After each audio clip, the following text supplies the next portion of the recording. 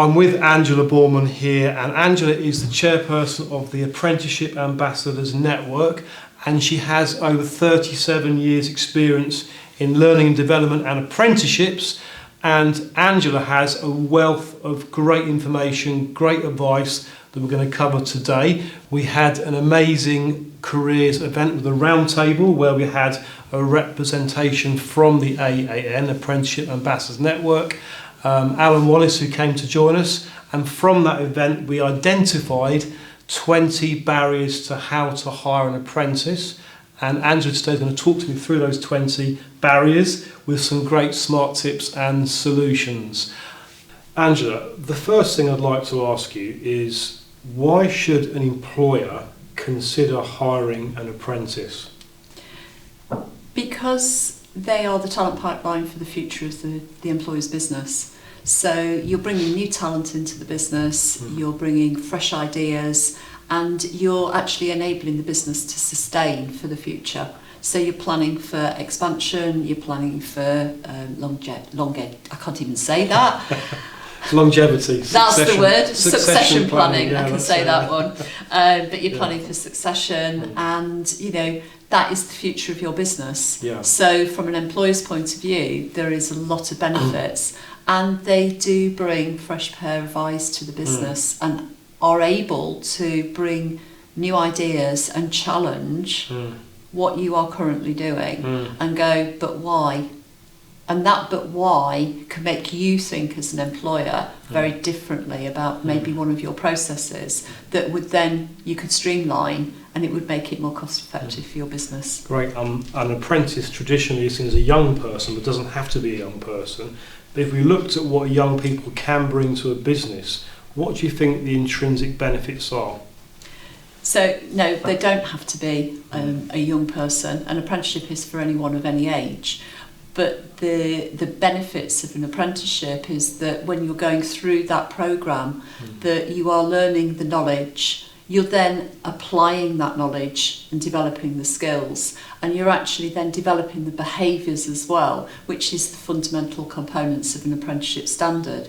So you're doing all of that, which then benefits the young person, but brings new and fresh knowledge into your business as well. So in some cases, a younger apprentice might bring some new ways of thinking that maybe some people with experience perhaps hadn't even thought about.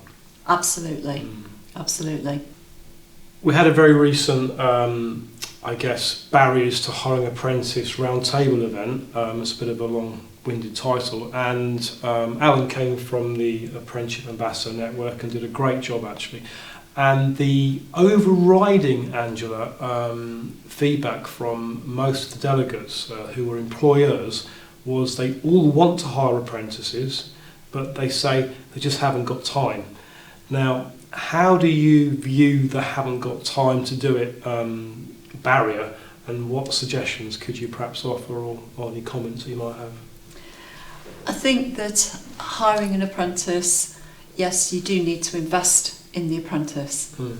And if you invest in the apprentice in the first 3 months of their apprenticeship and you really give them your time at that point, then you will reap benefits throughout the duration of their apprenticeship. Yeah. And that early investment is about enabling them to understand the culture of your business. It doesn't matter how big that business is, it has a culture.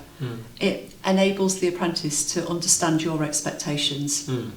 And then once you've got that and that apprentice has that understanding, then they are going to be a massive benefit to your business. Because there's two things here. There's haven't got time to, as you say, invest in the apprenticeships learning, but there's also haven't got time to actually go and find out how to hire an apprentice. There's also that aspect here that came across loud and clear. So from a hiring an apprentice point of view, if that's what you want to do, then there are some simple steps that you can actually take. It is quite complicated if you have to go to market yourself and produce your advert and then advertise, interview and do all of that. But if you actually identify your training provider, so you know, I want an apprentice, I want them to undertake a particular apprenticeship standard. You identify then from the Institute for Apprenticeships website the training provider that you would like to use. Institute for Apprentices. We'll put the link in the Institute for description Apprenticeships below. Yeah. Technical Education Yeah. website. Okay. You identify that. You can, from that website and that page, you can click through. Yes. It will give you a list of apprenticeship training providers. Okay. And those apprenticeship training providers, they get feedback from other employers. Right. And you can see the list of questions. So it's a little bit like a review when you purchase something, or when you go on holiday, you give a review. But it's for apprenticeship training providers. And you can use that. So you can then identify who you want to work with. And in most cases, they've already got a cohort of people that want to do an apprenticeship. Okay. Or if they haven't got them, they will advertise for you. Right. And they will then say, we've got these 10 candidates. Yes. Which ones would you like to Training interview? provider could take an element of the administration off the employer. Absolutely. Yeah, that's good information to know. Okay, that helps So- with time, the time factor. It helps with the time factor. Yeah. It helps that they will be able to filter those applications before Okay. they get to you. So if they had 30 applications and there was one apprenticeship, if you have given that information to the training provider correctly, The criteria you're after, yeah. they would then be able to actually do that first filter for you and only send you the people that were appropriate for that apprenticeship. So they can do a lot of that support for you, and it doesn't cost you. Which time is invaluable for any business, so that's a great benefit. Yeah. One of the conversations we had was to make the understanding of the standards that are available more relevant to younger people. We're talking younger people for now in education.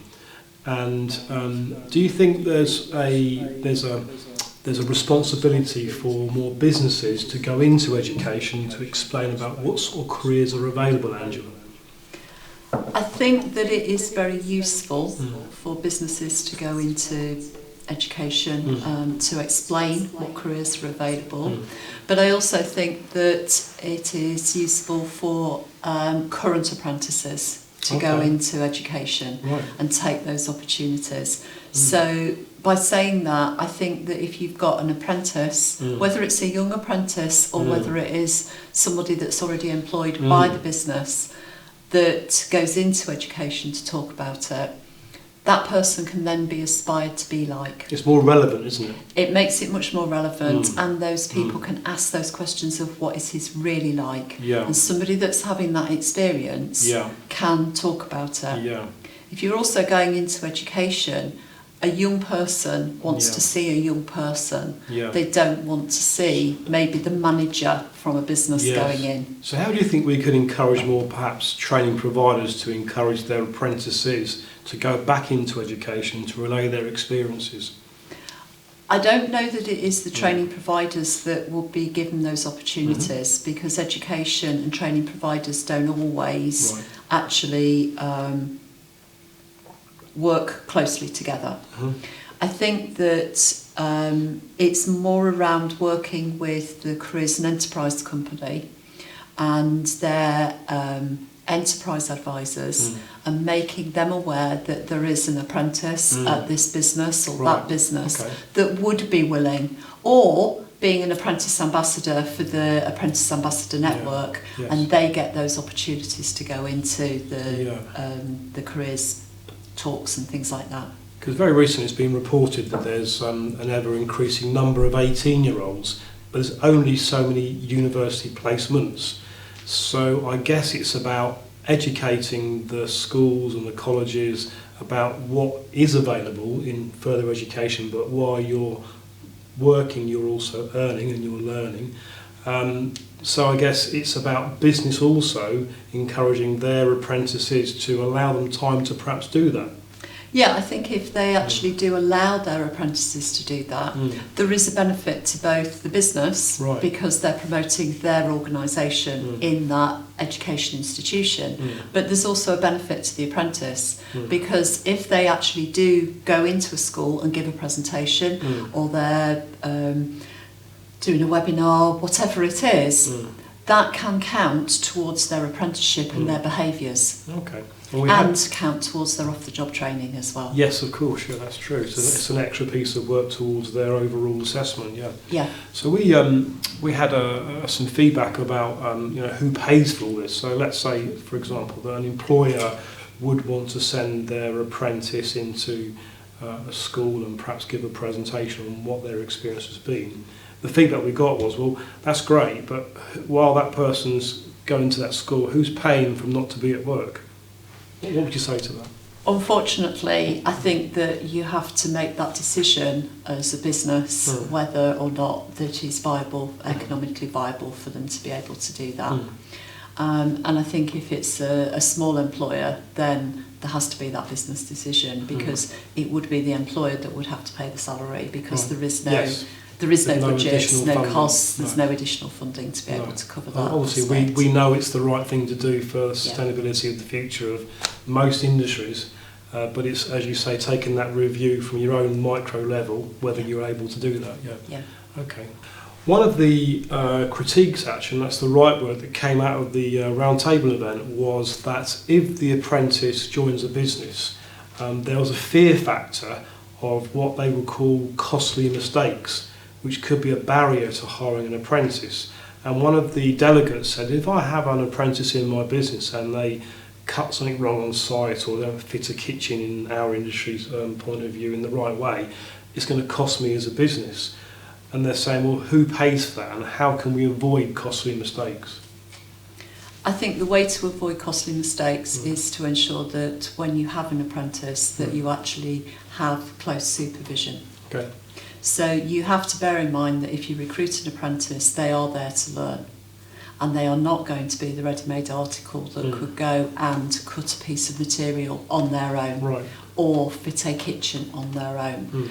They have to be supervised until probably towards the end of their apprenticeship, at which point they should be getting towards being deemed competent, and then they would be the person that would be able to actually do it unsupervised. So I guess it's like any business, it's about supervision and management of any member of staff. So it has the same principles attached. Yeah, it's the same principle as if you had somebody that was not undertaking an apprenticeship but was new to your business. You would still supervise them quite closely to start with, to ensure that they were undertaking the role in the way that you wanted them to do, and there was no costly mistakes. Yeah, and I guess with an apprentice, with an apprenticeship standard, there was a set criteria, so that's actually probably better, where you can tick off and make sure things have been covered before somebody goes to work, if that makes sense. And absolutely, and because there is that knowledge, skills and behaviours criteria, what you can do is you can as part of it, and working with your training provider, they will be covering a specific component.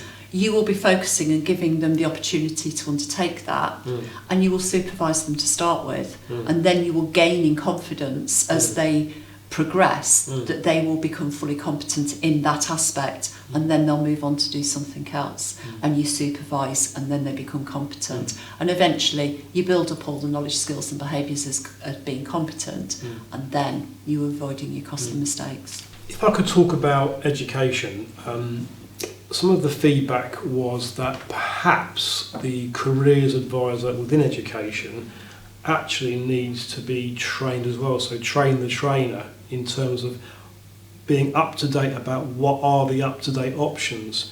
And I think the feeling came back was that in most cases the education careers advisor mentions university in a more favourable way, perhaps not understanding all the options that are available.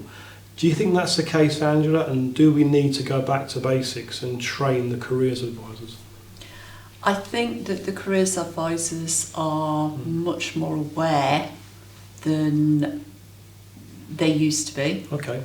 I think that there is a lot of work being undertaken by UCAS, which is the organisation where traditionally you would apply for a university place, but moving from September 2023, then they will have an opportunity to promote apprenticeships on their website, and they are moving forward with the developing parity between university and apprenticeships.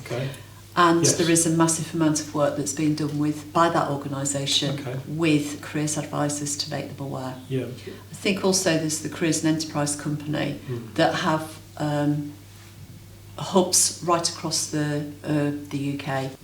We spoke briefly before we started about there being around about 600 apprenticeship standards that somebody could choose from. I think there's two things here. Does an employer realise the different levels of apprenticeships are available, and or are there perhaps too many where it is actually too confusing? I think that the number of apprenticeship standards can be very confusing.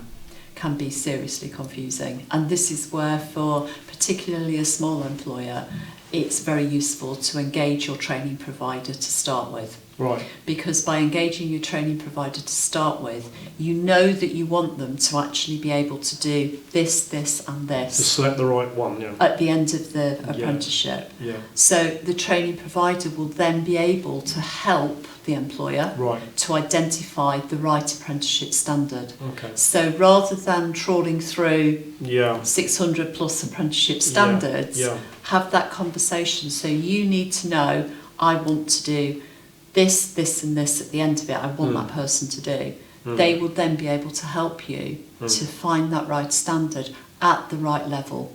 Right, and could you just repeat back again where somebody would go to find a training provider?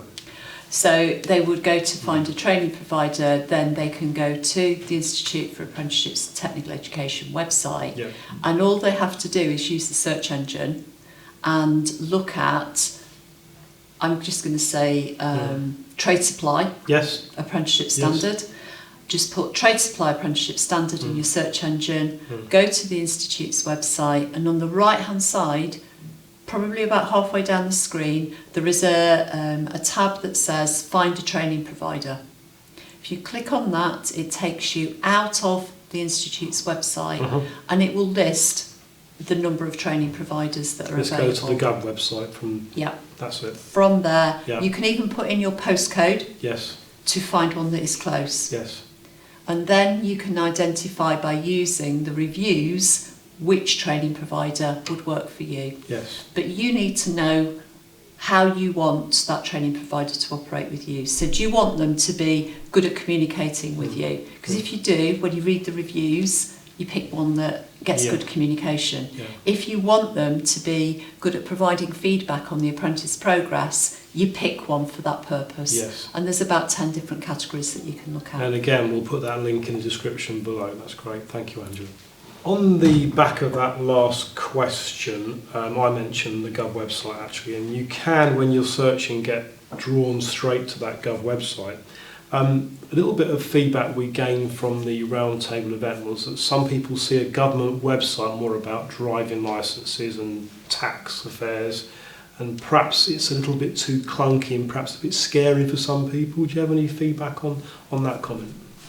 I think that the websites can be useful, but you really do need to know what you are looking for. So from this conversation, if you're looking to hire an apprentice, there is some really good information on one of the websites that we can share that information with everybody. But there is details on how to hire an apprentice. There's details on how to what the salary is for an apprentice. And you just, if you know what you're looking for, it's easy. But if there are specific things, then we can put those links in. So the salary for an apprentice varies, but there's a table on one of the government websites. So yes, they can be challenging to navigate, but if you are very clear in your search criteria, in your search engine, then you should be able to find what you're looking for. I guess going back to the original feedback about I just haven't got time to look, it's the least amount of clicks to find what you're looking for, isn't it? It is, and I think it is that clarity in that search engine, and when you get your results through, always look for, because you the first few could be all sorts of different people trying to advertise, but always look for the .gov, and that will take you directly to the page. And we mentioned this morning actually about the star rating. Can you just explain about how people get quality assured, for a better word? So for training providers, when you actually look at their reviews, the training providers get their feedback from employers that they have worked with. And so you, as an employer, you would be asked to provide that feedback, and you get that via an email. And it's probably, I don't know, 5 minutes to actually complete it. Okay. It's a very simple process. But the apprentice reviews as well, so it's fairly new that they've started asking apprentices to provide feedback on the training provider. Right. They get a request to do that, but an apprentice can actually update their review of that training provider at least once a month. So that feedback for that training provider is always going to be up to date.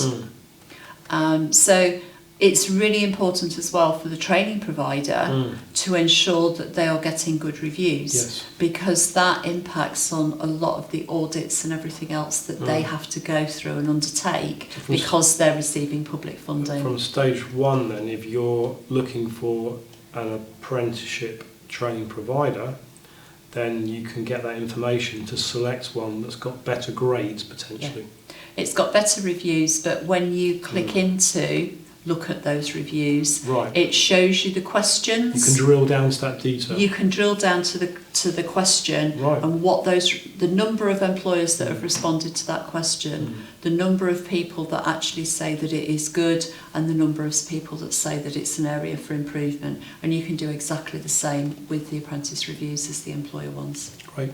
One of the strong conversations we had that stops people from hiring is quite simply is jargon.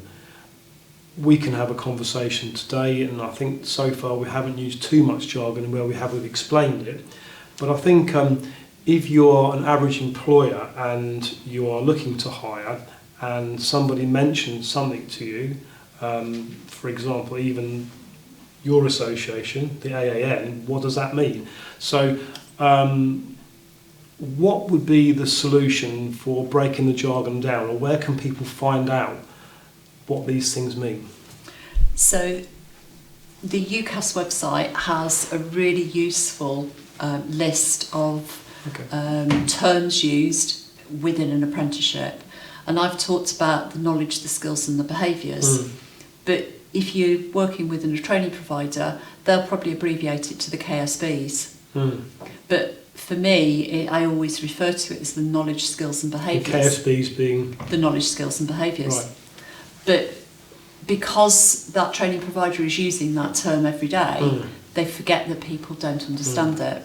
But if you go to the UCAS website, and UCAS is an acronym, but everyone knows it as UCAS, and if you put UCAS in your search engine, you can find it. But if you look UCAS. if you look at the website, it actually does have a list of jargon and a list of terms. So we talk about apprenticeship standards, apprenticeship frameworks, we talk about knowledge, skills, behaviours. The term and the definition of that is actually all contained in that website. Could the employer find out what level 2 means to level 3 to level 5 to level 6? Is that information available within the same glossary? Is that somewhere else, Angela? I believe it's in the same glossary. Yeah, good. I think that's also an interesting point where, we'll talk now that we understand what's, let's say, O-level, GCSE to A-level to degree, but I think people need to understand the level of input required from the apprentice to the term of the apprenticeship standard. And that would be interesting information to bring that down to a more simplistic form, I guess.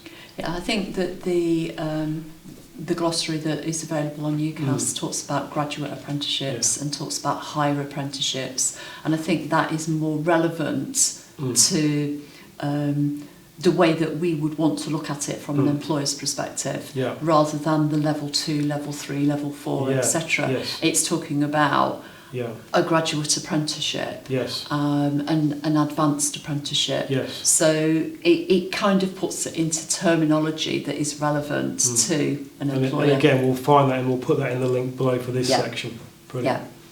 Reversing back a little bit, if there was an employer that had an interest to hire an apprentice, the big thing that came out again from our roundtable event is, where do I go, who do I speak to, and how do I start? Where is the first point of contact to understand how you commence that journey? For me, the first point of contact would be my training provider. Okay. I would identify what I want to do. So I want to hire an apprentice and I want them to be able to do this, this and this.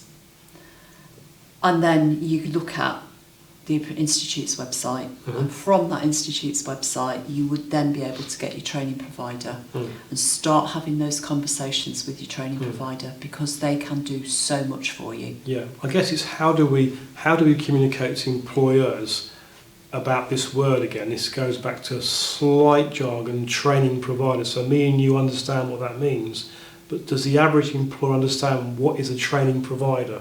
Can you perhaps just give a bit of information about what a training provider's function is?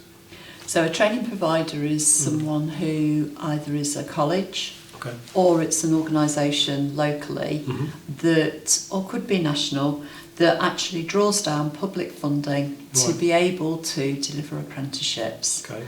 And as part of that provision, they are responsible for working with the employer to identify the right apprenticeship standard, supporting the employer to recruit the apprentice, and also supporting the employer, particularly small employers, to be able to identify how to access the funding that is available, and with the employer's permission to set up the digital account that is required to do that. Because you can do it yourself on the Gov website, or you could go to a training provider and they can do it for you. Absolutely. Right, okay. Yeah. So they are there to support you from the start of the journey to the delivery of the apprentice. And are they vetted? Yeah, I cannot remember what it's called. But they have to be registered. Yes. And they have to go through total scrutiny to ensure that they are financially sound. Right. That they have done all the due diligence, and then they can go on the register, and without being on that register they have no access to public funds. Right. I guess myths is that if I'm going to take on an apprentice, it's going to cost my business an absolute fortune in fees for the actual learning. And also, people don't really understand there are actual grants available for, buying equipment for the learning process, for example. Could you explain, Angela, how does the funding work for, let's say, if you're an employer with a wage bill less than £3 million a year, what could somebody take advantage of? Okay, so if you're an employer with less than 3 million, you won't be paying the apprenticeship levy. So what you can take advantage of is that if you register to take an apprentice and you identify the correct standard, with that standard there is a funding band. Right. And that is the maximum funding that is available for delivery of that apprenticeship. And the training provider will be able to draw that money from the digital apprenticeship account. The employer would pay a maximum of 5%. Right. So there's 5% of the maximum funding band. If you recruit an apprentice that has some prior experience, then the apprenticeship is reduced in duration and the funding is reduced, and so you would then pay 5% of that reduction. Okay, interesting. And in terms of grants, does it vary depending on the standard? The grants or the funding does vary dependent on the standard, and that funding is actually identified and capped by the Institute for Apprenticeships and Technical Education. And is there a grant that's paid? Let's say it was a £2,000 grant. Is that paid on the day one, or do you get that in stages, Angela? If there is any money that is due to come to the employer, for example, if you recruit a 16 to 18-year-old, there is some funding that actually comes to the employer. That's right, yeah. They have to have undertaken a certain element of their apprenticeship training, so you wouldn't get that on day one. You would get it at a specific point, and I believe that it's actually 2 payments across the duration of the apprenticeship. Yeah, fantastic, and that's very well received for employers who say, well, hang on a second, I'd love to take an apprentice on, I'd love to train somebody, but who's paying for it? There's a bit of support there, isn't there? There is some support for employers to undertake that, particularly if it's a 16 to 18-year-old, then there is some additional support. Yeah. If you take an apprentice who has additional learning needs, Yes. then there is some additional support that is available that the training provider can draw down, but they should be able to share that with the employer if they needed specific equipment. Yes. So if you That's a had good point. someone with a sight impairment Yes. and they needed a particular screen Yes. that enlarged the text for them to be able to operate, then that should be allowable under the additional learning support. Oh, that's great information, because sometimes there is a bit of diversity that comes into play, neurodiversity, Yeah. and not everybody's learning needs are the same, are they? Absolutely not, and there is funding available for that the training provider would be able to support in accessing. Great information. We've been working closely with an organisation called Work Pays, who very much, they're a training provider also, very much delivering a message that you need to pay an apprentice a fair wage, and possibly not just the bare minimum, Angela. Do you have a view on that, and what is the recommendation of what you should pay an apprentice? I think that my view is that if you pay them a fair wage for a fair day's work, then you are going to get the commitment from that individual long term to your business.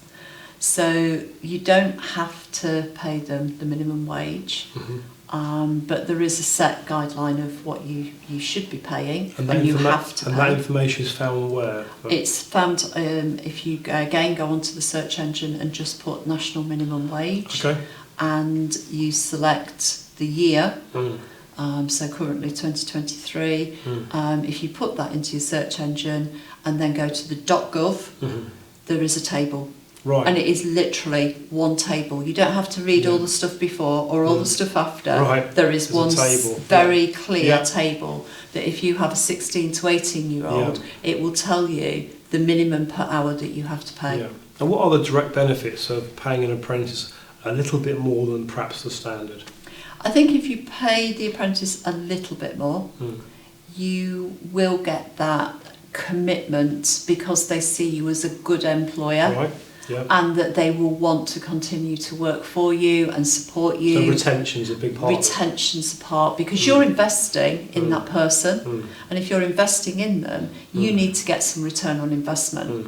And it just that little bit more has that potential to get that commitment from the individual. Yeah. So what we're saying here in summary is that the employer has to pay a wage that they would any employee, but the actual learning cost, the majority of that learning cost, is funded by the government, and maybe the employer that's not paying £3 million plus on a wage bill has to pay just 5%, and there are grants also available to help that employer for anything that they need to do in terms of additional equipment or extra learning needs that's required.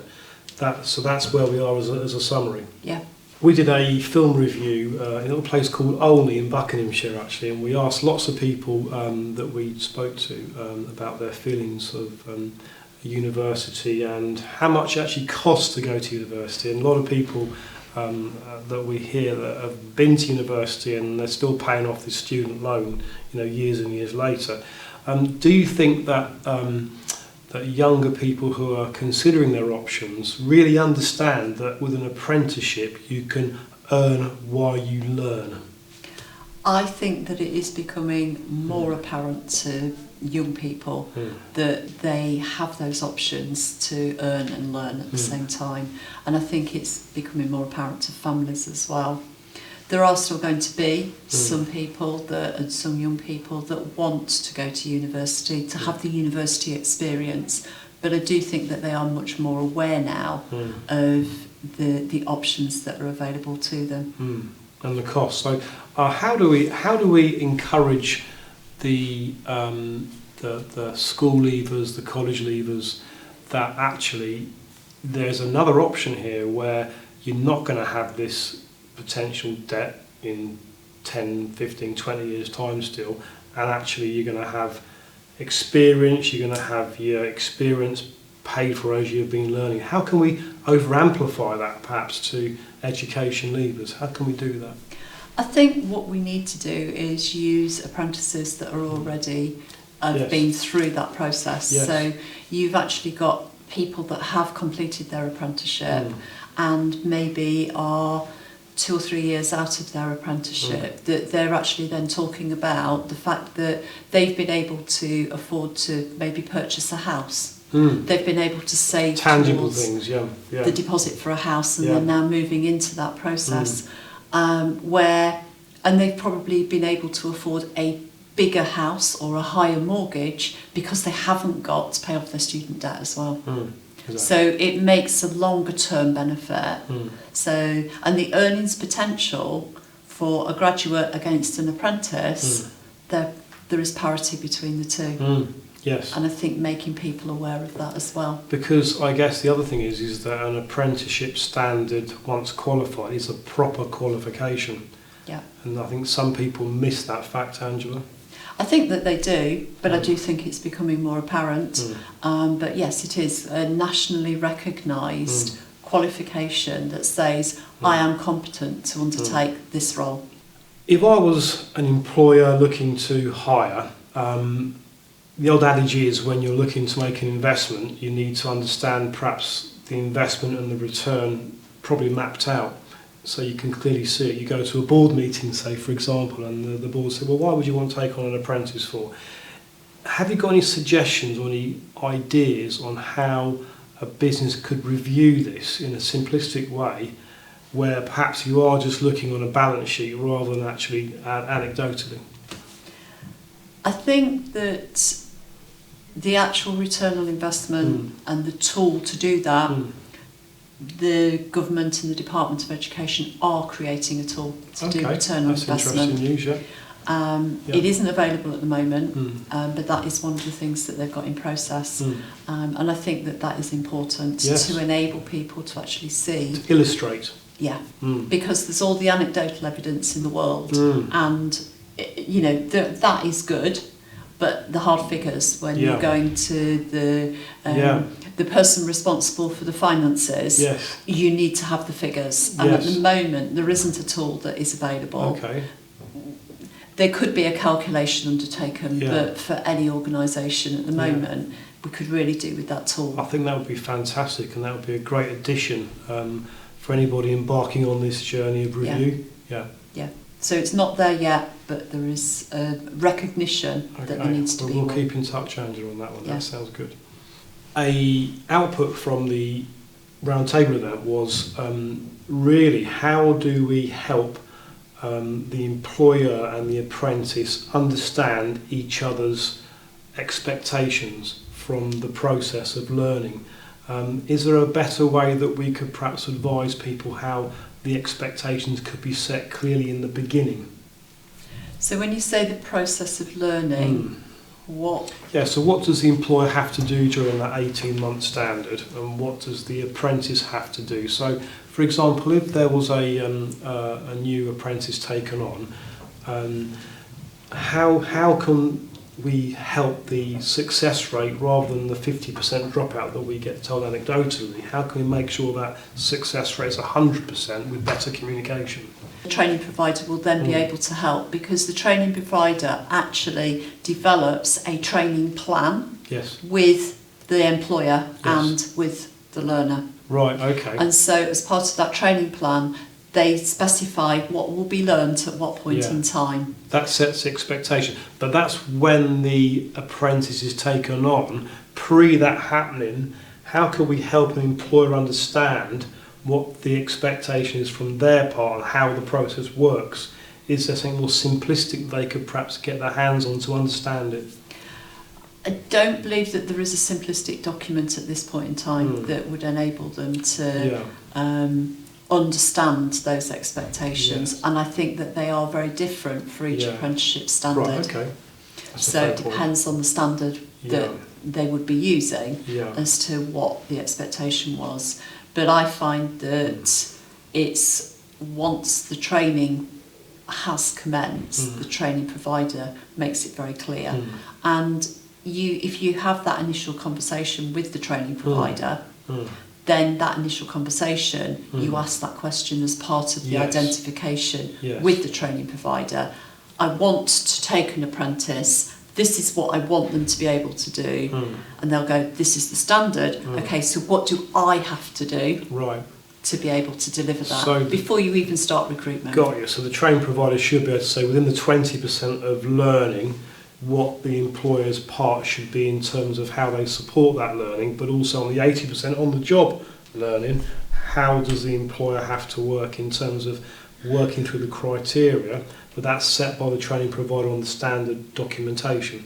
So the advice is to do your homework first, speak to a provider, and the provider will then give that information, but depending on the standard. But you have to ask that question. Yeah, you have to ask the question. So just do your research. Yeah, you have to ask the question. All those questions that you want to know the answers to, have that list when you're talking to a training provider. Once we've decided we want to take an apprentice on, is there any advice you can offer about how you advertise for an apprentice and how important it is to get the right wording in that advert? I think that advertising for the apprentice, as I said earlier when we were talking about recruitment, advertising, I personally would, if you're going to a training provider, get them to do it for you. Right, okay. Yeah, that's the advice, My advice would be get them to do it for you so that you avoid all the pitfalls of trying to write an advert, trying to get everything right to attract the right person. Get them to help you to do it. And within those potential applications, they could perhaps narrow that down to the right person for the right need. Yeah, okay, that's good advice. Within our research, we discovered that many parents, because perhaps they're of a different generation, still think that university is the right option, and perhaps they're telling their children that that's what they'd like them to do.